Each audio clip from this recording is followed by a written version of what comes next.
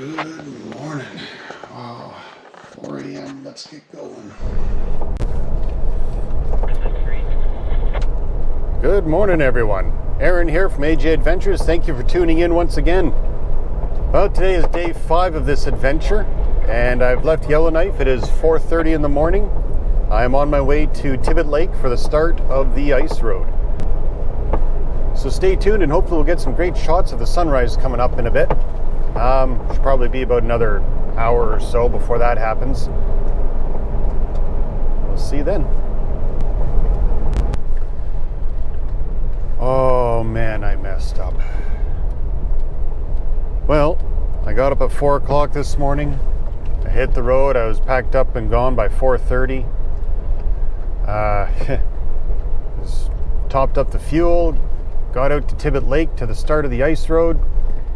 Just as I was getting there, my radio died. So, I've been having problems with the one I installed in the Jeep, so I picked up a handheld. And, I left the charger back in town, so I had to drive all the way back.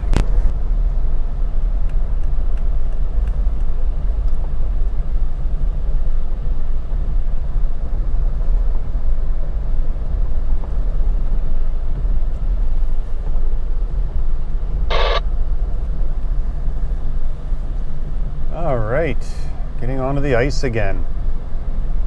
I was here about 2 hours ago and had to turn around, so getting a late start today. I'm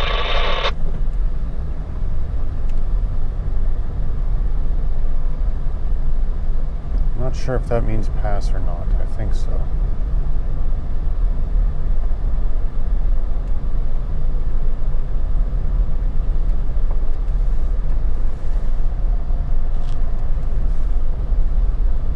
So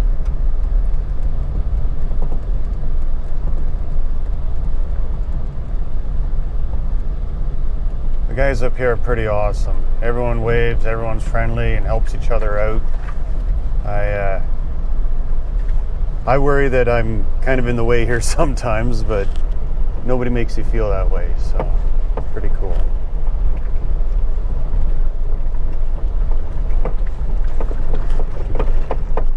Do my first radio call here soon. 25 kilometers an hour loaded. I'm considered unloaded.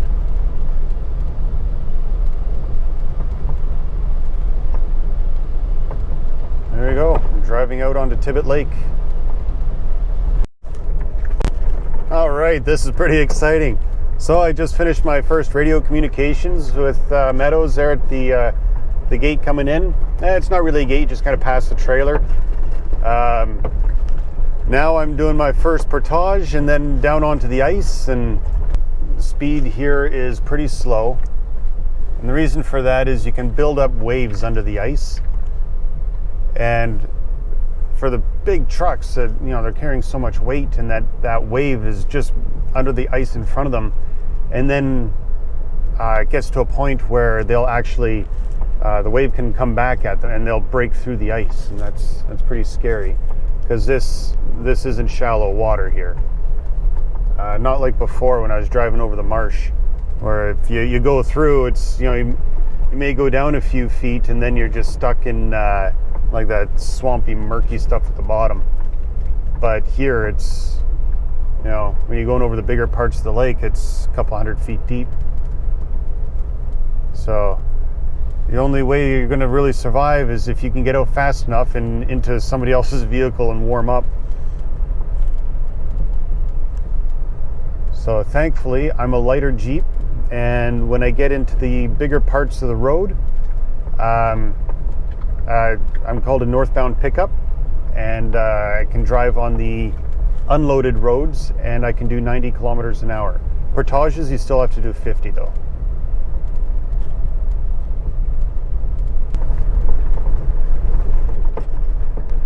Northbound pickup on Port 6.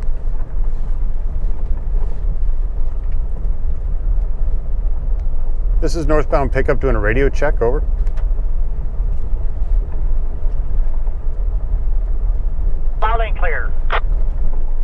Thank you very much.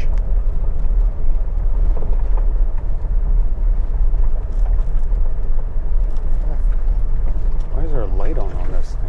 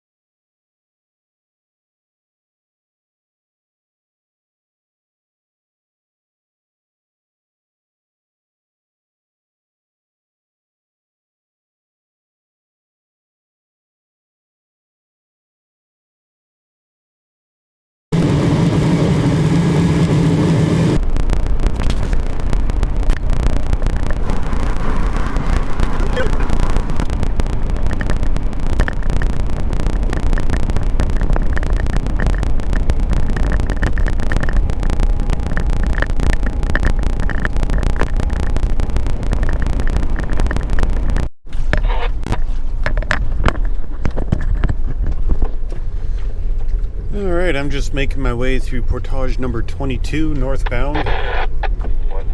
22. Oh, someone's coming in south. I gotta let them know I'm heading north.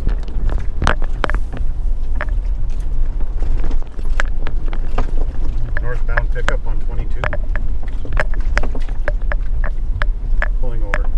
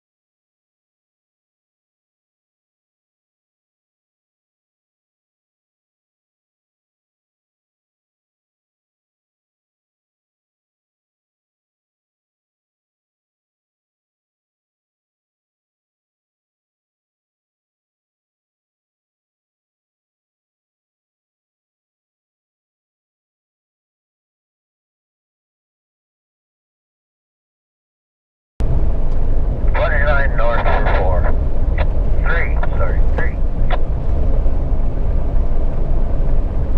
All copy, 29, I'm getting frost buildup on my limb risers, which I probably don't need out here. Oh, there's a neat fog up there.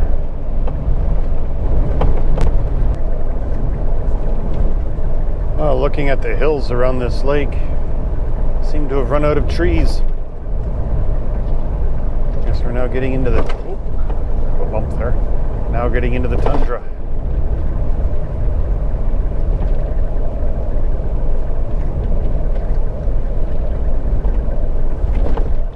Thunder with lightning. Yeah. How's the weather up there?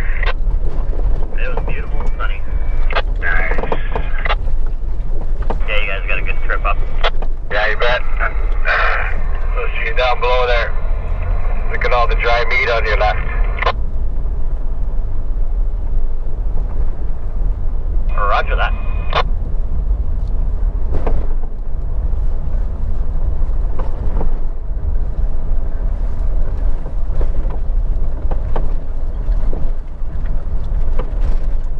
Turn off for the De Beers diamond mine.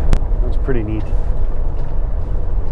I'm not going to any of the mines. They are private property, so I don't work there. I'm not going there. I'm just sticking to the main road, going down to the end. There's a big mine at the end.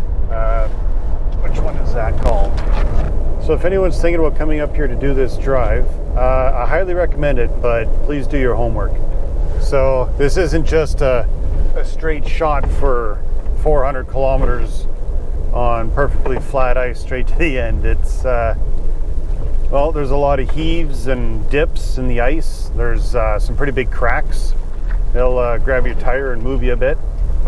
And if you're not paying attention, you hit one of those, the heaves or the dips. Yeah, your tires will leave the ground. Trust me. As an unloaded vehicle, or I guess called a pickup, you can do 90 on the empty truck lane. It says 60 here. That's for empty trucks. I talked to the operations managers and the team there. They're saying that you can do 90 in here, but it does tend to toss you around a bit. Like I've been doing 70, so I've tried going up to 90, and yeah, you really get bounced around. It's a great drive. It's beautiful out here. There are no more trees, which is weird to see. It's just wide open land. I believe I'm on Tibbitt Lake right now. So in this one, this is the biggest lake on this trip. So this goes for a while like this. One good thing about it is my fuel economy has gotten pretty good. It's gone down to 17.5 liters per 100 kilometers. So that's nice. Another thing is you really got to watch yourself in the portages. So if there's, you listen to the radio. If you're going into, for example, I'll say pick up northbound 22, going into portage 22. And you hear another truck saying southbound 22. It's probably best to just pull over before you enter the portage and let them pass. And just say so on the radio, just saying northbound pickup pulled over before portage 22. And a lot of times they'll drive by, they'll wave, and they'll say thank you on the radio. And I've had a couple guys, I hear them talking as I drive by their convoy, and like, hey, I wonder where that Jeep's going. And I just get on the radio and say, I'm going to the end to explore, and they thought that was kind of cool. With the news these days, I had one trucker say, hey, is that a Russian Jeep? I said, no, I'm Canadian. So don't feel afraid to talk back on the radio. Keeps things entertaining up here.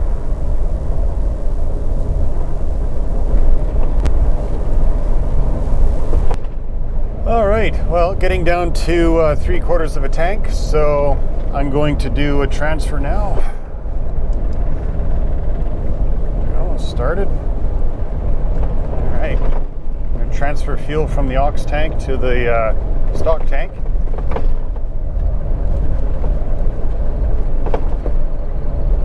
And once I get to the end of the road, I'll probably dump my 2 jerry cans in there just to make sure.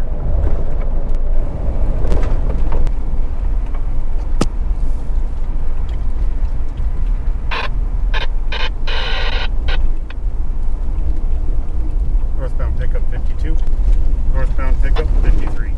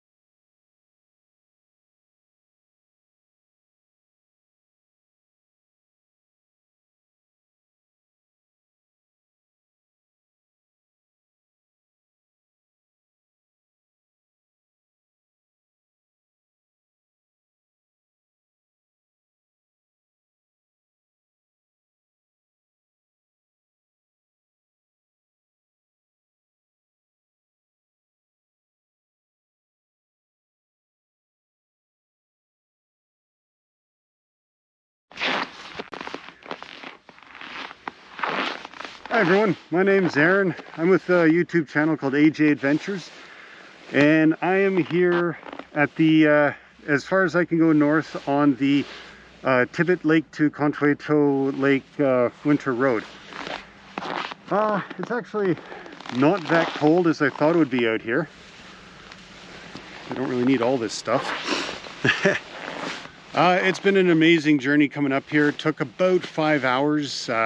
I just transferred my auxiliary tank into my other tank there, and plus I got 2 jerry cans still, so I got more than enough fuel. It's been a great trip, and the men and women working this road, like driving these trucks and in the different stations and everything, they're great people and they're really friendly. So just I hope I didn't get in anyone's way today, and if any of you guys see this video, you know, give me a thumbs up. I hope I didn't get in your way. It is a beautiful drive. It's not one to take lightly. It's not just a straight shot coming out into the up into the tundra up here. It's you know, it's got a lot of dips and heaves in the ice. There's big cracks and big trucks, and when you go over the portages, you know, there's you know, hills and coming down and going around corners, and you know, so really really listen to your radio when you're doing it. Yeah, it's an awesome trip. I'm really glad I finally made it up here. For me, it's just a day trip. I'm going to turn around. I'm going to head right back down to the other end of this road. So it's going to be about 10 hours of driving today. One thing, you're probably wondering why I came all the way out here. Why not? You know, it's the same thing people used to ask me, well, why do you want to climb mountains? And because it's there, you know. I've never been up here before, and I'm really glad I came up here, and I hope I get a chance to come up again. I'd like to share it with my family, my loved ones.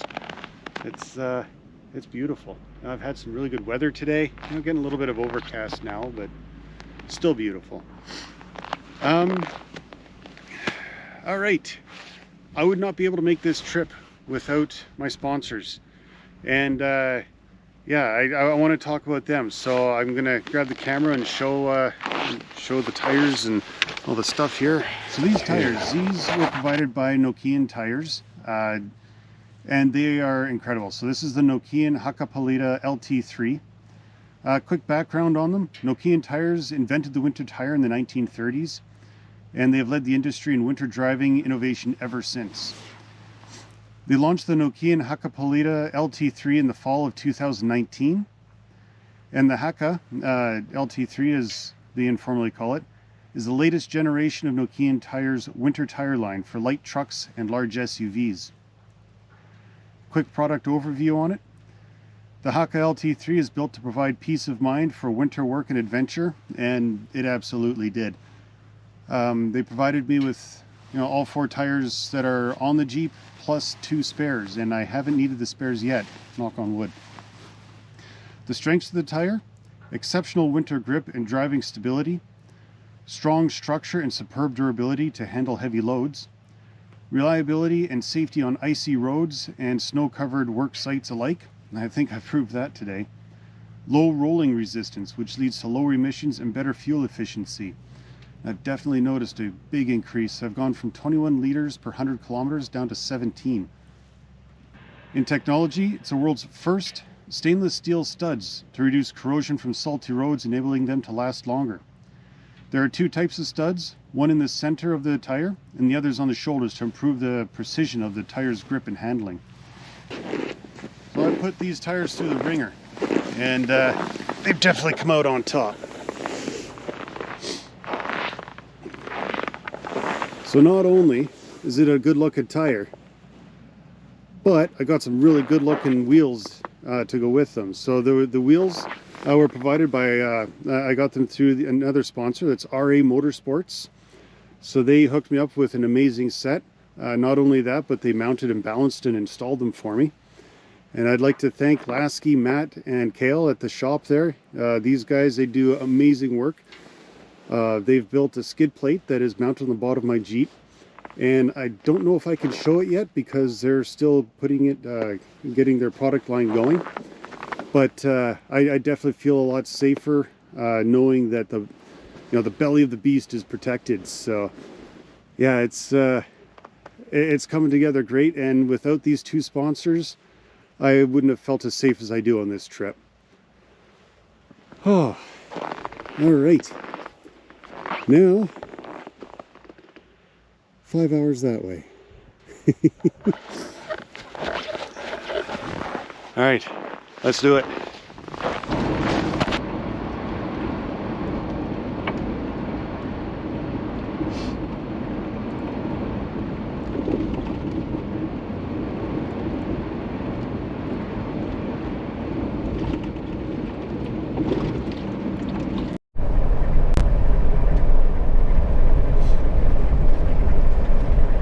Well, I'm on my way back down from the ice road. I gotta say, it's pretty exhilarating. I am so pumped to finally get up here and be able to do this. On my way back, I saw a group that were pulled off on the side of the road, and they had set up tents, and one of those tents that kind of looks like a military tent. So pulled over and talked to them, and yeah, it turns out they're a military group out of Yellowknife. They know my buddy there that flies out of the squadron there, and apparently one of the guys here taught the engine phase of my my Griffin course. So what a small world. But they're out there camping, and they got a bunch of their dogs with them, and it looks like they're gonna have a pretty good time. They're in pretty good spirits. They did tell me on the unloaded side in this phase here that the truckers are reporting a pretty good sized hole that someone could lose an axle in. So I'm being pretty vigilant and weary watching for that, because I took the loaded side up, not the unloaded, so I didn't see it. But yeah, I'll just keep my eye open and yeah, have a safe drive home as I can, you know, knock on wood.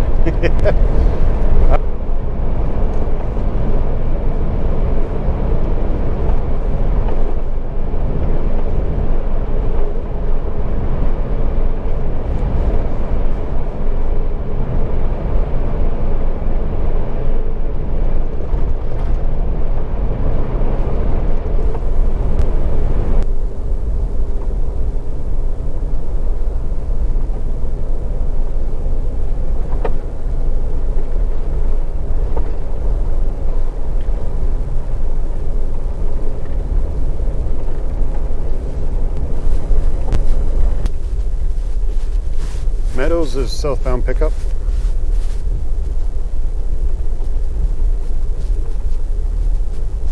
Copy. I just went up to the end and back for a day trip. Just want to let you know I'm down off the ice road, and thank you very much. 10-4, you had a great day for it. It was beautiful out. Oh, well, I'm back on the road heading into Yellowknife right now to fuel up, and then I'm gonna find a quick little camp, have some dinner, and relax and get a good night's sleep. That was an amazing experience. It was everything I thought it would be. It was really beautiful out there. It was really cool. I'm so glad I got a nice day for it. Everybody on that trail is it's yeah, great people again. Everyone's very friendly and helpful. Yeah, so if you're gonna head up this way and you're gonna go try and drive the ice roads, just do your homework, and I hope this video helps. It was a great experience, and I hope to do it again someday. Next time I will definitely camp out up there though. It's I wasn't sure what it'd be like, and yeah, it's definitely a place you can camp out. All right, thanks again for following along, and I will see you guys tomorrow. Have a good night.